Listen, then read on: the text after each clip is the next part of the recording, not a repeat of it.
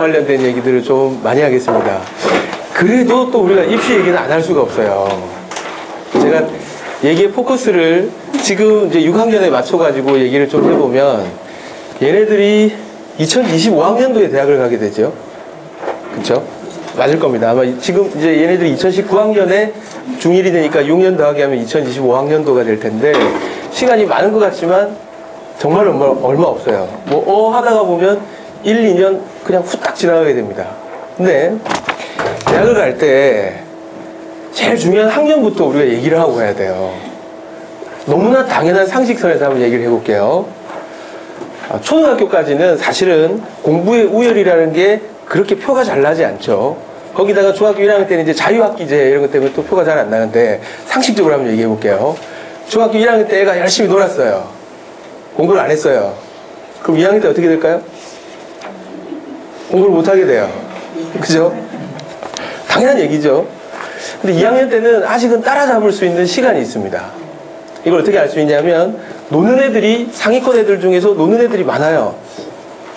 그러니까 조금만 하면 따라잡을 수 있죠. 근데 여전히 2학년 때 공부를 안 했다고 가정을 해볼게요.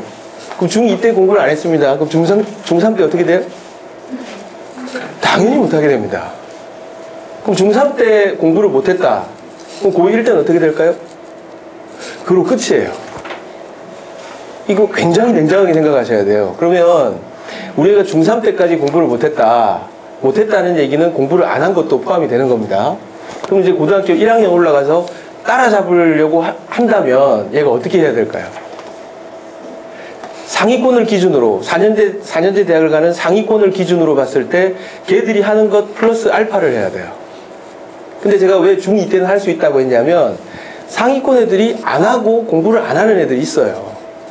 근데 고등학교 1학년이 되면 안 하는 애들이 없어요. 이건 중2만 돼도 그래요. 사실은 어머니 제일 중요한 게 제가 오랫동안 고3을 가르쳤는데 제일 답답했던 게 그거예요. 고3을 가르치면 고3 가르치는 선생님들은 사기꾼이 돼야 돼요.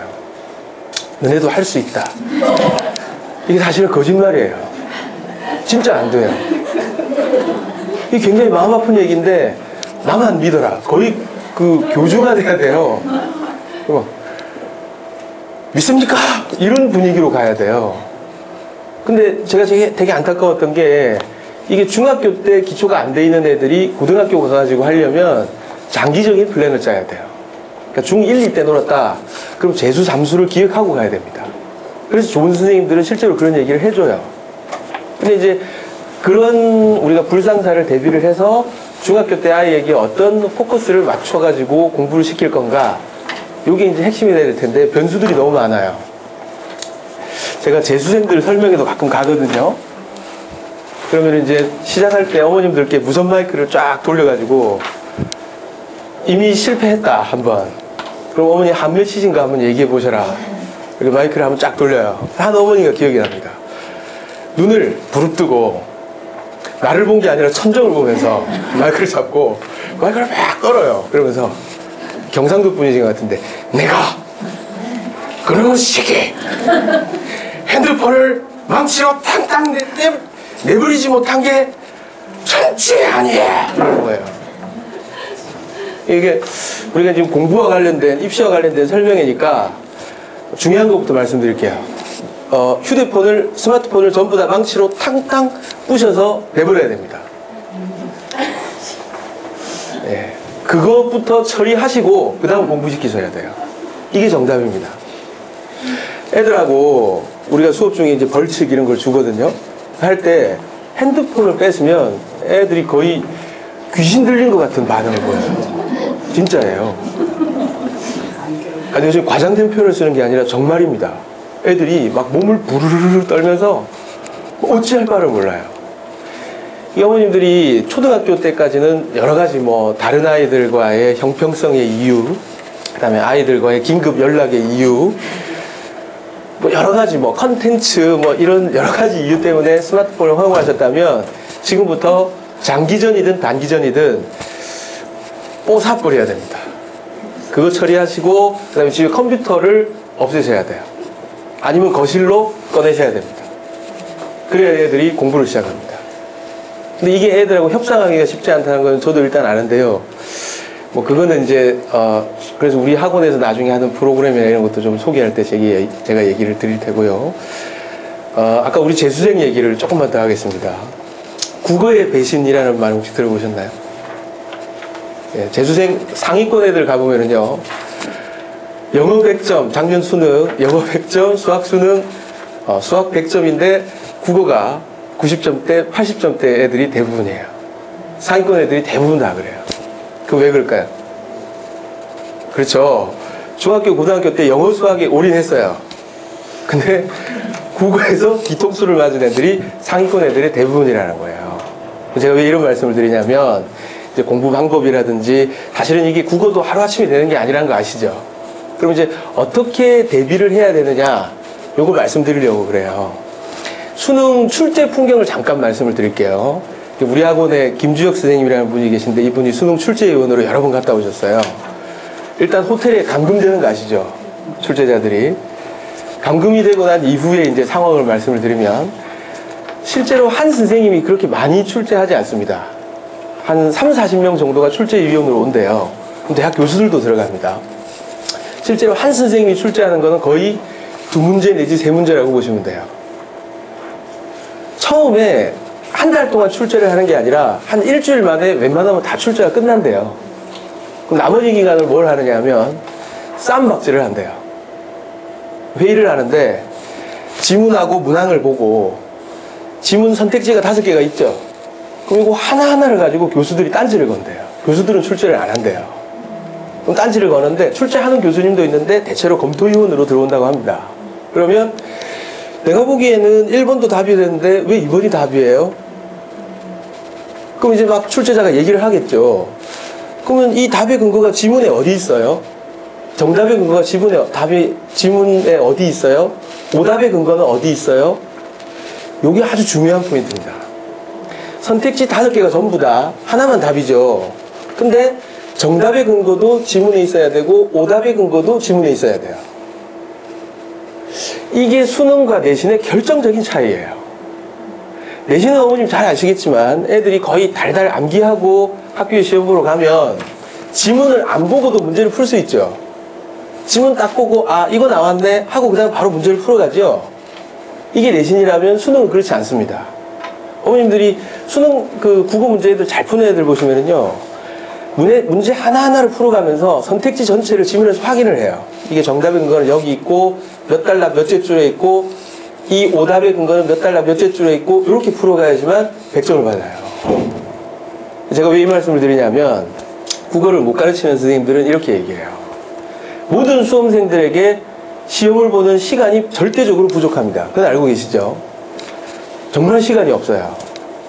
못 가르치는 선생님들은 야, 네가 지문을 너무 늦게 읽어서 그래요. 그럼 애들이 어떻게 공부하게 될까요? 지문을 빨리 읽으려고 하겠죠. 그럼 시험을 망쳐요. 아시겠지만 선택지는요, 지문에 대한 이해를 묻는 게 아니라 정확한 이해를 물어요. 실제로 선택지는 되게 간단해요. 예를 들어서 이런 게 나옵니다. 반도체의 원리, 이런 게 나와요. 지문에. 국어시험입니다. 기술시험이 아닌데 비문학 지문에 그런 게 나와요. 그러면 뭐가 어떻게 되면 뭐는 올라가고 뭐는 내려간다. 뭐가 어떻게 되면 뭐는 내려가고 뭐는 올라간다. 뭐가 어떻게 되면 뭐는 유지되고 뭐는 올라간다. 이게 선택지예요. 그럼 이건 뭘 묻는 거냐면 지문을 얼마나 정확히 읽었느냐를 묻는 거예요. 우리나라 일제시대 경험이 있죠. 그래서 우리나라 국어가 가진 욕망을 이해해야 돼요. 우리나라 국어가 가진 욕망은 이해나 추론이나 이런 것보다는 국어를 얼마나 바르게 지키느냐에 있어요. 제 말에 초점을 잘 이해하세요. 정확히 읽기를 가르쳐야 돼요. 이게 핵심입니다. 국어와 관련해서 어머님들이 지금부터 아이들에게 요구해야 될 게 뭐냐면 절대로 빨리 읽으라고 하면 안 돼요. 오히려 천천히 읽으라고 해야 돼요.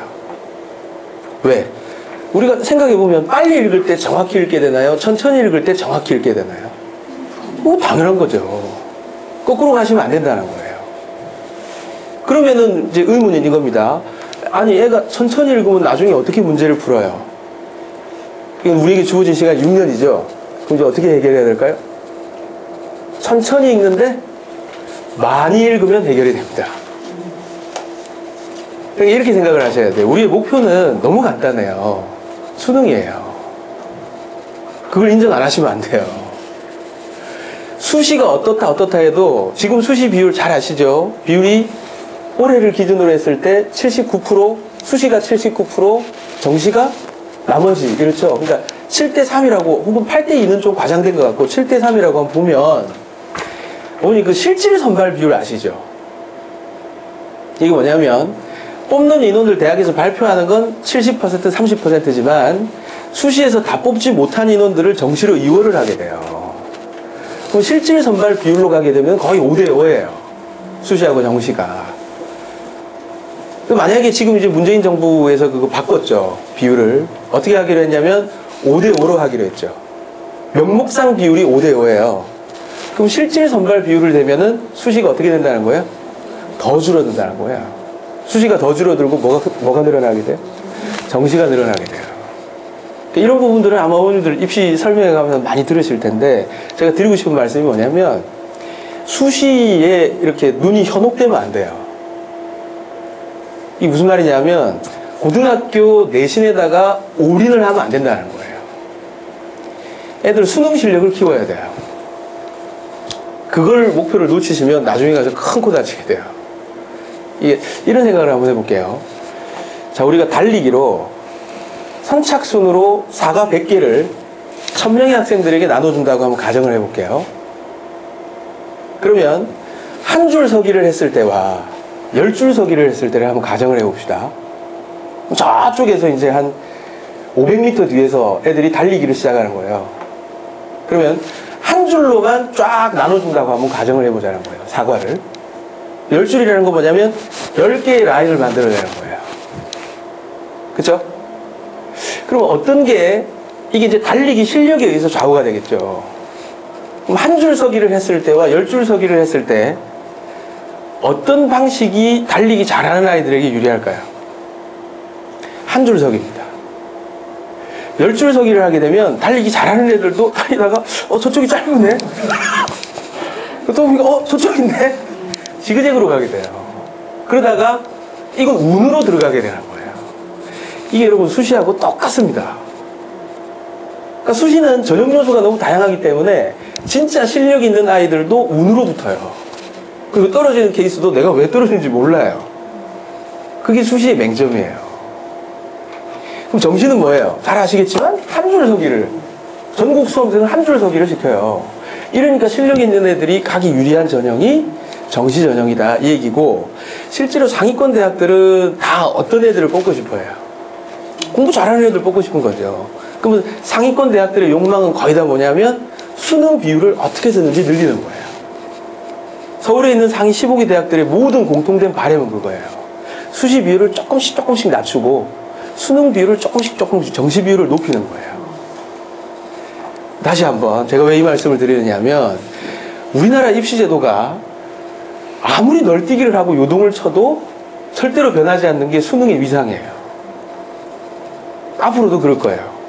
지금 중학교 1학년 되는 학생들은 이제 정권이 바뀔 때 가게 되는데 정권이 어떻게 되든지 간에 절대로 변하지 않는 게 수능이라는 거예요. 그러니까 아마 지금 어머님들 관심은 그럼 우리 애가 특목고를 가야 되냐 말아야 되냐 이거일 텐데 그거는 죄송하지만 제가 만약에 여기서 이게 유리하다 저게 유리하다 이렇게 하면 제가 사기가 될 거예요. 그건 아직 알 수 없어요. 어떻게 될지. 근데 중요한 건 이제 뭐냐면 애들 진짜로 수능 실력을 키워야 된다는 거예요. 그럼 수능 실력을 키우려면 어떻게 해야 되느냐? 진짜 비기 공부를 해야 돼요. 명확하게 얘기해 볼게요. 공부 잘하려면 어떻게 해야 돼요? 공부 많이 해야죠. 그거 말고 딴 게 있나요? 그러면 너무 명확해져요. 그럼 애들 어떻게 시켜야 돼요? 많이 하게 시켜야 돼요. 핵심은 그거예요. 그러면 애들을 어떻게 많이 하게 시키느냐? 그게 핵심이에요. 이게 저는 이걸 안 쓰는데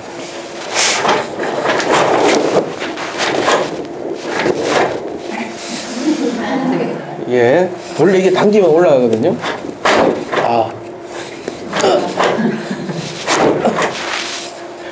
안 올라가네. 이쪽일까? 말로 할게요. 아, 이게 지금 돼야 되는데. 30초만 시도해 보겠습니다.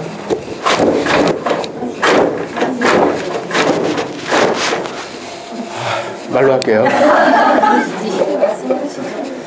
아, 네, 한번 얘기를 해볼까요?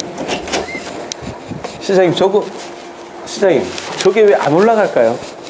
당겨도. 당겨도 안 올라가요? 네.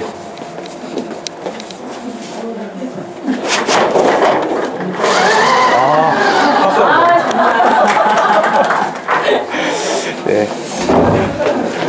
죄송합니다. 그래프를 하나 그려볼게요. 여기가 재미고요. 여기가 동기예요.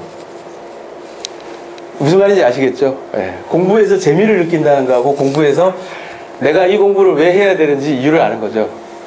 그럼 이제 4분면을 우리가 그릴 수 있을 것 같아요.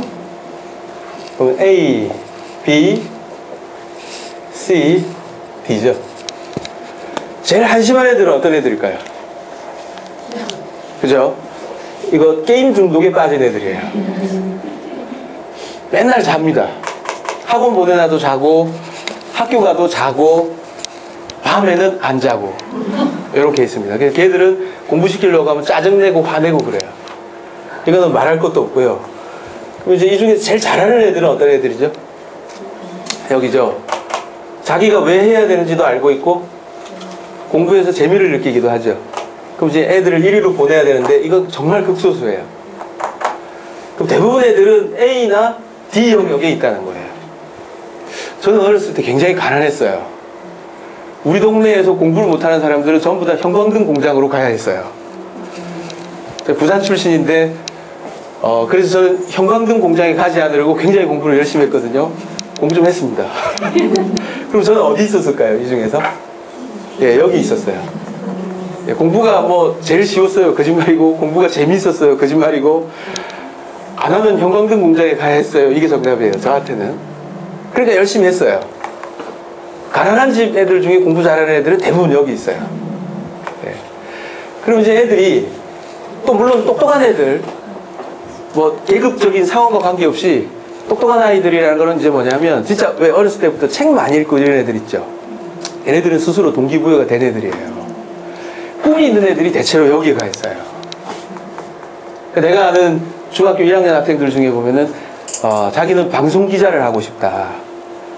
그 방송기자도 종류가 많지 않냐. 박대기 기자 같은 분이 되고 싶다. 비바람이 몰아칠 때도 마이크를 들고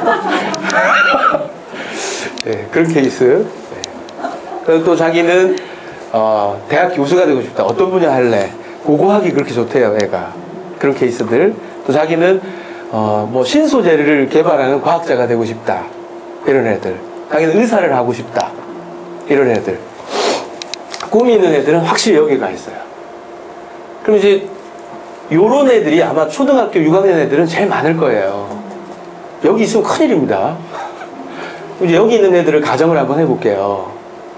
얘네들은 공부해야 되는 이유를 모르지만 일단 공부가 재밌어서는 해요. 근데 이제 문제는 뭐냐면 중학교 1학년 때까지는 이렇게 머물 수 있는데 중학교 2학년 때 성적이 나오죠. 성적표를 받아보면 실망을 하게 돼요.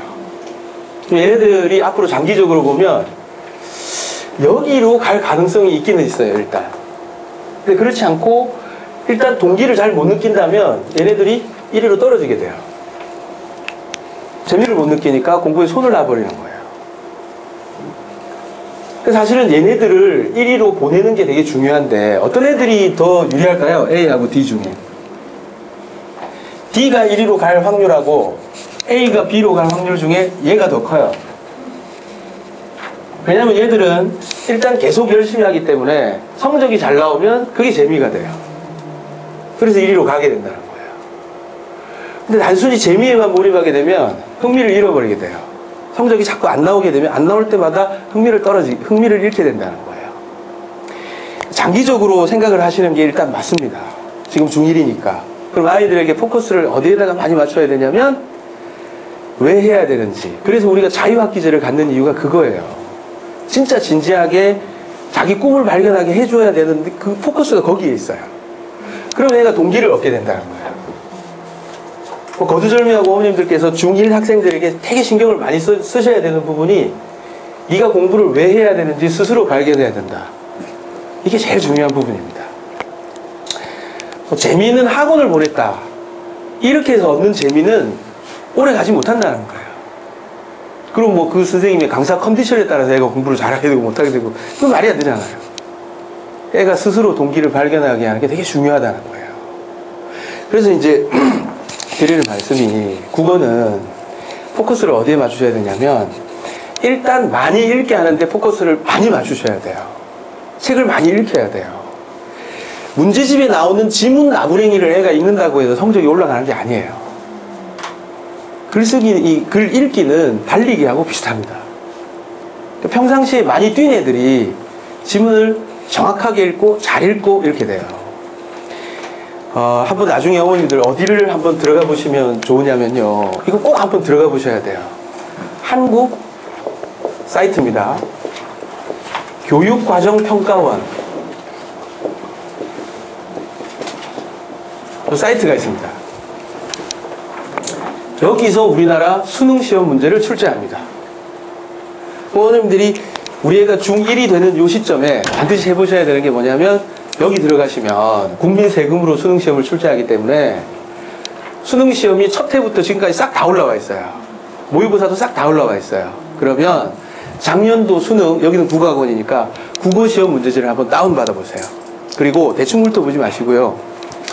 작심을 하고 80분, 우리의 운명을 위해서다 생각하시고 국어시험이 80분이거든요. 80분 동안 작심을 하고 한번 풀어보세요. 뭐 부끄럽다 이런 거 생각하지 마시고. 왜? 그래야 우리의 학습 목표를 알게 돼요. 네, 제가 예전에 EBS 강사를 했어요. 요즘은 그런 거 안 하는데 예전에는 EBS에서 강사들을 전체를 시험을 보게 했어요. 수능 시험지를 가지고 시험을 보게 했어요. 만점 받는 사람이 한 사람도 없었어요. EBS 강사들 중에 전 과목이 그랬어요. 그걸 공개를 안 했어요. 부끄러우니까. 난다 긴다 하는 사람들이고 가르치는 사람들인데 만점 받는 사람이 없어요. 국어 시험이 얼마나 어려운지 알아야 돼요. 60만 명이 시험을 보는데 만점 받는 애들이 10명이 안 돼요. 그리고 국어를 가르치는 사람들, 베테랑 20, 30년 가르치던 사람도 국어 시험을 풀면 만점을 못 받아요. 이렇게 어려운 시험이에요. 국어가 크게 보면은 이런 영역들이 있어요. 이제는 문법하고 화작문하고 매체와 언어 이런 게 선택 과목으로 된 거 혹시 아시나요? 예. 예전에는 이런 게 문법이 국어 시험 안에 다 들어가 있었는데 이제는 이게 빠졌어요. 선택 과목으로. 그래서 크게 보면 문학과 독서라고 부르는데 이게 비문학이에요. 문학은 다시 어떻게 나눠지냐면 고전과 현대로 나눠집니다. 그럼 고전이 다시 운문은 시죠. 운문과 산문으로 나눠집니다. 산문 안에는 수필이 있고 소설이 있고 이런 게 있습니다. 기행문이 있고 현대도 마찬가지로 운문과 산문 이렇게 나눠집니다. 이게 이제 문학의 구조고요. 이게 절반이고 이게 절반이에요. 이제 우리 학부모님들은 국어라고 하면은 문학을 주로 생각하시는 분들이 많은데 실제로 애들이 낭패를 겪는 경우는 문학이 아니에요. 비문학이 사실은 애들이 더 힘들어해요.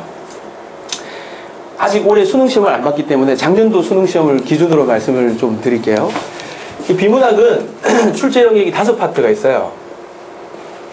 인문, 사회, 과학, 기술, 예술, 영역이 5개지 실제로 안으로 들어가게 되면 대학의 전공들이 다 있습니다. 이게 인문 안에는 역사, 철학, 종교, 윤리 이런 게 들어가고요.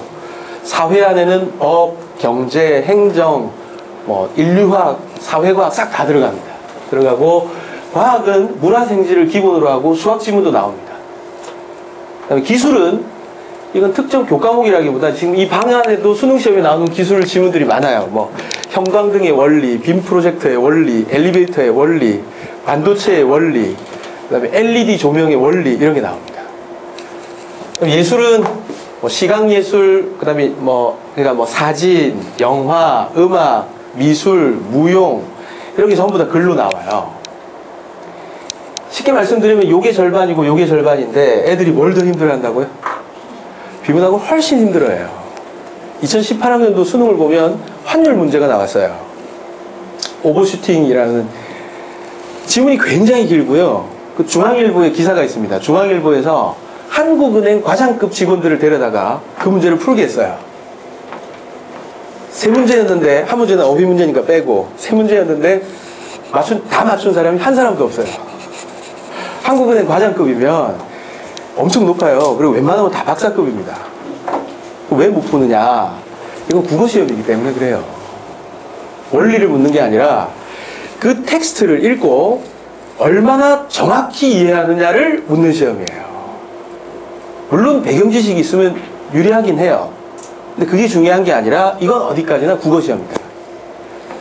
우리나라 국어를 얼마나 소중하게 잘 간직하느냐라는 욕망이 반영된 시험이에요.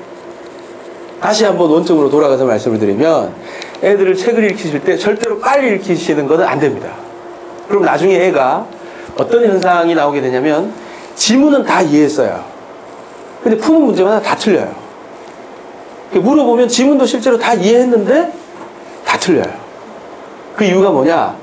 아까 얘기했듯이 선택지가 5개 있으면 싹 다 근거가 지문에 있다는 거예요. 실제로 찾아가면서 풀게 해야 돼요. 제가 애들한테 가르칠 때 이런 얘기를 많이 합니다. 독해력은 텍스트를 이해하는 능력이 아니다. 독해력은 기억력이다. 이건 어머님들이 아주 중요하게 생각하셔야 되는 부분입니다. 그러면 애가 독해를 잘한다는 얘기는 일정 분량의 텍스트를 읽고 이해를 하는 게 아니라 뭘 잘하는 거예요? 기억을 잘하는 거예요. 그럼 어떻게 하면 기억력을 키울 수 있을까요? 어떻게 하면 기억력을 키울 수 있느냐라는 건 달리기하고 똑같아요. 어떻게 하면 달리기 잘할 수 있죠? 많이 뛴 애들이죠. 똑같아요. 문제집을 많이 푸는 게 아니라 실제로 좀 두꺼운 책을 많이 읽어야 돼요. 호흡이 긴 책을 많이 읽어야 돼요. 왜냐면 아시겠지만 이제 두꺼운 책을 읽다 보면은 뒤에 내용을 이해하려면 앞에 내용을 어떻게 해야 돼요? 기억을 해야 되죠. 그러니까 두꺼운 책을 자꾸 읽어야 될 필요가 거기에 있는 거예요. 자꾸 읽다 보면 스스로 기억력이 자극이 돼요. 그래서 어머님들 중1 학생들에게 가장 신경을 많이 써야 되는 게 독서예요. 여기에 포커스를 많이 맞추셔야 돼요. 이게 국어만 해당되는 게 아니라 문학 작품을 얘기하는 게 아닙니다. 지금 전 영역이 다 나오잖아요. 그리고 전 영역에 걸쳐서 어차피 얘가 꿈을 발견하는 것도 책을 통해서 발견하는 거죠. 그럼 전 영역에 걸쳐서 어머님들이 골고루 읽게 하시는 게 지금 중학교 1학년 학생들에게 제일 중요한 포커스예요. 그러니까 모든 교과목들이 다 독서와 연관이 있어요. 그러니까 어머님들이 이것저것 다 신경 쓰려고 하면 힘드시잖아요. 그럼 어머님들이 지금 얘네들의 교육의 방향을 어디로 잡을 것인가 이걸 생각을 해보면 독서가 답이라는 거예요. 책을 읽혀야 돼요, 애들. 근데 책 읽히는 거 얘기하면 제가 할 말이 참 많아요. 주로 어디서 책을 읽으시죠? 침대나 소파죠. 이거는요, 굉장히 그러니까 고수들이 하는 일이에요. 무슨 말인지 이해하시죠? 네. 오랫동안 우리가 수십 년 동안 책을 읽어온 사람들은 침대나 소파에서 이렇게 해도 책을 볼 수 있어요. 애들을 그렇게 기대하시면 안 돼요. 침대나 소파에 앉아서 책을 읽으면 반드시 자게 돼요. 아니면 딴짓을 하게 돼요. 그래서 그렇게 하지 마시고요. 바른 자세로 책을 읽게 하는 습관을 들이는 게 굉장히 중요합니다. 이건 공부하는 거하고도 관련이 있어요. 제가 뭐 죄송한데 이거 가방을 좀 실험을 해서 액션을 해서 한번 보여드릴게요. 제가 오랫동안 학생을 가르쳤기 때문에 압니다. 공부 못하는 애들이 주로 뒤에 앉죠. 그러면 학교 다닐 때 다들 보셨을 거예요. 공부 못하는 애들 두 가지 자세가 있습니다. 첫 번째 자세 이렇게 하고요. 이거 아시죠? 네. 두 번째 자세 주로 남학생들이 이제 이렇게 앉죠. 네. 여학생들 공부 못할 경우에 이렇게 앉습니다. 이렇게 모으고요. 그렇게 앉아요. 또 신기하게 펜을 가지고 이렇게 하고 자요. 그리고 머리를 커튼을 탁 내리고 이렇게. 네. 그러면 조금 이따 또 쓸 겁니다. 이게 무슨 말이냐면 공부를 못하는 애들은 못하는 이유가 딴 데 있는 게 아니라 자세가 나빠서 오래 못 앉아 있어요. 공부의 핵심은 오래 앉아 있기예요. 맞죠? 근데 우리 애가 성격이 그래 이렇게 생각하지 마시고요. 물리적으로 애가 앉는 법을 못 배웠기 때문에 그렇다고 생각하시면 돼요. 애들 공부시킬 때 제일 먼저 하셔야 되는 일이 앉기부터 가르쳐야 돼요. 그럼 어떻게 앉는 게 제일 좋은 건지 다시 한번 보여드릴게요. 이번엔 옆으로 보여드릴게요. 엉치뼈를 끝까지 붙이라고 하더라고요. 붙이고 이게 등받이에 기대면 안 되고 주먹 하나가 이렇게 들어갈 만큼 공간이 있어야 된대요. 그리고 요것도 약간 이렇게 사이를 좀 띄고요. 이렇게 하면은 편안해집니다. 다리를 절대 꼬으면 안 되고. 그리고 독서대를 가지고 공부를 하는 자세가 사실은 제일 좋은 자세라고 해요. 이러면 오래 앉아 있어도 척추에 무리가 가지 않겠죠. 그럼 애들이 오래 앉아 있게 되는 거예요. 근데 이렇게 앉으면 휘죠, 척추가. 그래서 애들이 보면은 희한하게 고3 애들 중에 공부 잘하는 애들 중에 요통 앓는 애들이 없어요. 이게 실제 제 경험이에요. 고3 때, 고2, 고3 때 가지고 요통 앓는 아이들 대부분 보면 공부 못하는 애들이에요. 병원 다니고 그래요. 그게 자세가 나빠서 그렇다는 거예요. 그래서 제가 어머니께 말씀드리고 싶은 게 이게 다 경험에서 나오는 얘기입니다. 애들 가르쳐 보니까 바로 앉기부터 가르쳐야 되겠더라고요. 바로 앉기부터 가르치면 오래 앉아 있을 수 있으니까 저절로 뭐 책도 보고 공부도 하고 이렇게 된다는 거예요. 그래서 집에 뭐 요즘 기능성 의자들 이런 거 되게 많잖아요. 저는 그게 도움을 받을 필요가 있다고 봐요. 뭐 우리들 체어 이런 거 있죠. 저희 집에도 있거든요. 근데 진짜 앉으니까 자세가 달라져요. 달라지기는. 이것도 해보시고 저것도 해보시고 목표는 애들이 오랫동안 앉아있는데 목표를 갖게 해야 된다. 그리고 책을 읽히는 방법을 좀 말씀을 드리면 밥 먹는 거하고 책 보는 거하고 똑같다고 생각하시면 돼요. 운동하고 똑같습니다. 밥 먹을 때 우리가 어떻게 먹어요? 아무 때나 시간 가리지 않고 그냥 먹고 싶으면 막 먹나요? 그러지 않죠? 배가 고파도 참았다가 식사 때가 되면 딱 보고 그러죠. 그 다음에 영양가 있는 음식을 골고루 먹죠. 독서하고 똑같습니다. 독서는 아무 때나 하기보다 규칙적으로 하는 게 훨씬 좋아요. 그리고 오랫동안 먹는 것보다 딱 먹고 쉬었다가 이렇게 하는 게 좋죠. 독서도 그렇습니다. 딱 그 시간에 책을 읽는 게 좋아요. 이게 진짜 식사하고 정말 비슷합니다. 자기가 읽고 싶은 책만 읽으면 안 돼요. 이걸 편독이라고 부르죠. 그럼 어떻게 읽어야 될까요? 내가 관심 없는 책도 내가 읽기 싫은 책도 골고루 읽어줘야지만 이런 영역들을 다 대비할 수 있어요. 여학생들 같은 경우에 이게 쥐약이에요. 여학생들은 이걸 공부를 안 해요. 그러니까 국어시험에 과학 지문, 기술 지문, 과학 지문이 보통 어려운 게 아니에요. 양자역학 이런 게 나와요. 물론 국어시험이기 때문에 맥락을 묻지 이론을 묻지는 않습니다. 그렇지만 배경지식이 있는 애들이 유리하죠. 그 용어 자체에 익숙하게 되니까. 그래서 골고루 읽히는 것도 중요하다는 거예요. 제가 시간이 없어가지고 지금 얘기를 조금 빨리빨리 좀 드릴게요. 중학교 1학년 학생들에게 좀 실질적으로 도움이 될 만한 걸 말씀을 좀 드리면, 물론 우리 학원에서는 이 논스탑이라는 프로그램이 있어요. 그 프로그램에서는 3년 동안 애들 읽을 책들을 여기 기준에 맞게 막 섞어놨어요. 그래서 애들이 그 프로그램만 쭉 따라가면 다양한 분야를 저절로 쭉 읽게 됩니다. 이제 우리 학원 프로그램의 장점인데, 그거는 뭐 굳이 제가 얘기를 안 하셔도 다 아시리라고 보고요. 그거 말고 좀 다른 얘기를 좀 드리면, 실질적으로 어머님들이 하실 수 있는 게 제가 추천을 드리는 방법입니다. 애들을 데리고 도서관에 꼭 한번 가시는 게 좋아요. 한 번이 아니라 일주일에 한 번 정도는 도서관에 가시는 게 좋아요. 가서 한 2시간 정도 애를 풀어놓으세요. 그 공부하는 열람실 말고요. 장서실 있죠? 서가실에 풀어놓으시고 뭘 해도 된다. 네 마음대로 해라. 자유시간을 좀 주세요. 거기서 자라. 자고 싶으면 거기서 자고, 거기서 게임도 할 수 있거든요. 게임도 해도 되고 DVD도 볼 수 있어요. 뭘 해도 된다. 일단 애들이 도서관에 좀 익숙해지게 만드세요. 그리고 또 추천을 드리면 어머님들이 메모지에다가 얘야 이 책을 좀 찾아다오. 일부러. 왜냐면 애가 다니면서 서가에 뭐가 있는지를 알아야 돼요. 그럼 어머님들이 의도적으로 각 분야의 책을 아무거나 선별을 해도 됩니다. 선별해가지고 오늘은 네가 이걸 좀 찾아줬으면 좋겠어. 그럼 한 10권 정도를 찾게 하는 거예요. 그럼 애가 거기 다니면서 빼보게 되죠. 그러면서 서가의 구조를 알게 돼요. 사실은 그게 지식의 구조예요. 굳이 우리가 이런 걸 얘기하지 않더라도 애들이 서가를 자꾸 들락날락 하면서 도서관에 그 책꽂이에 아시죠? 뭐 철학 종류, 문학 종류 이렇게 구분이 되어 있잖아요. 거기에 익숙해지게 되면 물리적으로 애들이 지식을 습득하게 돼요. 저는 이 과정이 아이들에게 특히 초등학생들은 그렇게 잘 못하는데 중학교 1학년 학생들은 그게 굉장히 도움이 많이 된다고 봐요. 실제로 이제 제 얘기 듣고 어머님들이 그렇게 하신 분들이 많은데 정말로 애가 거기에 가서 잠도 자고 DVD도 보고 그랬대요. 근데 진짜로 어머니가 그렇게 다 시켰어요, 애한테. 근데 애가 정말로 나중에는 책을 빼보게 되더래요. 심부름을 자꾸 시키니까. 한 1년 정도 하니까 정말로 효과를 봤대요. 애가 시키지 않은 책도 스스로 자꾸 빼보게 된다는 거예요. 지금 제가 무슨 말씀을 드리는지 아시겠죠? 다시 얘기를 좀 복기를 해보면 어쨌든 장기적으로 공부 계획을 잡는다고 했을 땐 수능이다.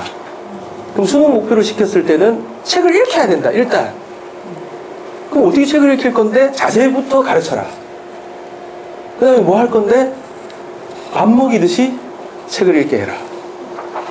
그리고 더불어서 좀 말씀을 드리면 잘 때 책 읽게 하는 거는 좋지 않은 습관입니다. 우리가 음식을 자기 전에 먹으면 큰일 나죠. 살찌고 위도 망가지죠? 똑같습니다. 자기 전에 책 읽으면 잠 안 와요. 잠이 오지 않습니다. 자세도 나빠지고 독서 습관도 다 버리게 돼요. 그럼 언제가 좋으냐? 아침 독서가 제일 좋아요. 학교에 가면 그 시간이 있어요. 독서 시간이. 그럼 어머님들이 조금 노력하시면 뭘 하면 되냐면 좀 일찍 데려다 주세요. 일찍 데려다 주는 거. 그럼 애가 가서 뭘 하느냐? 책을 봐라. 이렇게 하면 되고요. 제가 보기에는 하루에 40분 정도 책을 읽는 게 제일 좋아요. 많이 읽을 필요도 없어요. 40분이 얼마나 놀라운 시간이냐. 40분씩 책을 읽으면 무난하게 한 달에 1.5권 정도는 읽을 수 있습니다. 그러니까 많은 시간이 아니죠. 40분이면 충분한 시간이죠.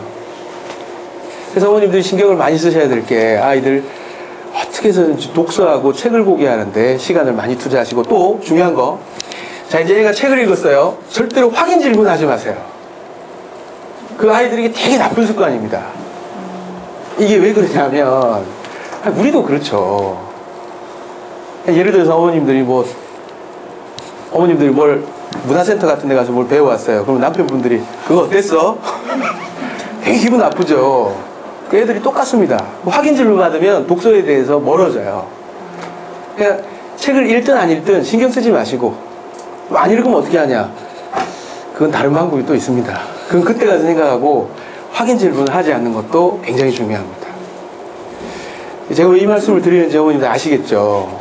우리 학원 프로그램은 우리 임효희 원장님이 나오셔서 설명을 해주실 테고, 저는 이제 입시를 정말 어머님들 입장에서, 입시를 준비하는 어머님들 입장에서 제가 한번 생각을 해봤어요.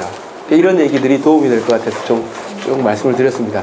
저는 이제 중등부에서 우리가 이제 국어하고 논술로 나눠져 있는데, 이름은 논술이지만 실제로 우리가 포커스를 맞춰놓은 건 비문학이에요. 그러니까 논술이라는 타이틀은 그냥 옛날부터 그렇게 했으니까 붙여놓은 거지, 실제로 그 교재가 논술이 아니라 비문학으로 다 맞춰져 있습니다.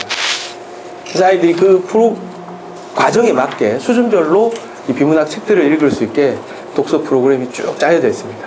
네. 오늘 우리 원장님께서 또 말씀을 한번 해주실 거예요. 네. 여기까지 하고요. 다음에 또 이런 설명의 기회 가지면 좋겠습니다. 고맙습니다.